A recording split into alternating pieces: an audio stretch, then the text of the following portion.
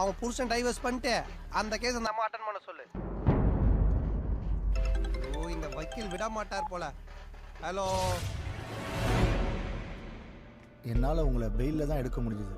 Witness ரொம்ப ஸ்ட்ராங்காக இருக்கிறதால ஜட்ஜ்மெண்ட் உங்களுக்கு ஃபேவராக வரதுக்கான சான்சஸ் ரொம்ப கம்மி. I am sorry sir, I tried my best. பரவாயில்ல சார், பார்க்கலாம். வரேன் சார்.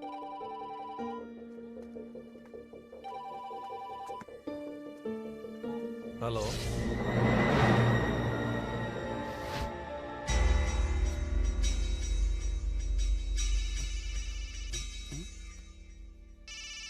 சாக போற நேரத்துல யாரா?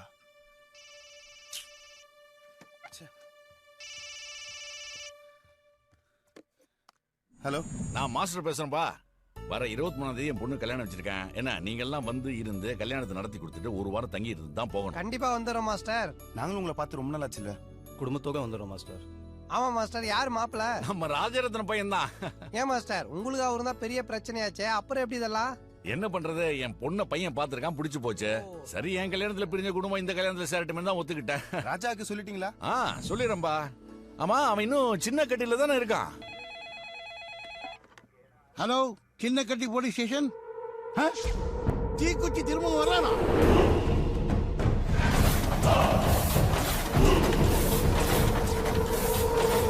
20 வருஷத்துக்கு முன்னாடி என் குடும்பத்தை உசுரோட எரிச்சு கொண்டவன் இப்ப திரும்பவும் வரானா? கேஸை ரீஓபன் பண்ணிருக்காங்க. இன்னும் 10 நாளைக்கு நம்ம ஊர்ல தங்கிதான் ஸ்டேஷன்ல கையெழுத்து போட போறானா.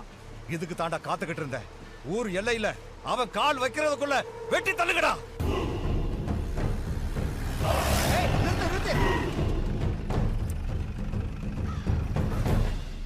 சார், தீக்குச்சி திரும்ப நம்ம ஸ்டேஷனுக்கு வரானா?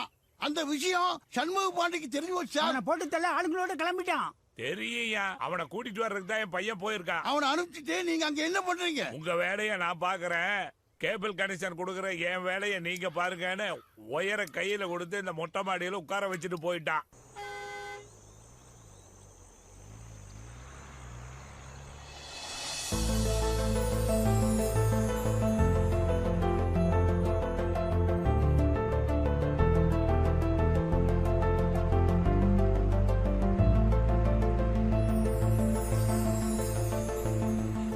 ஜன்னல சாத்துமா, குளிர் தாங்க முடியல. என்னப்பா தீக்குச்சி திருமுகவான்னு பேர்லயே நெருப்பு வச்சுட்டு இந்த குளிர தாங்க மாட்டேங்கிறீங்க? கொஞ்ச நேரம் இப்படியே இருந்தேன்னா பேர்ல இருக்க தீய பாடியில வைக்க வேண்டியதான். நான் போய் முன்னாடி உட்கார்றேன்.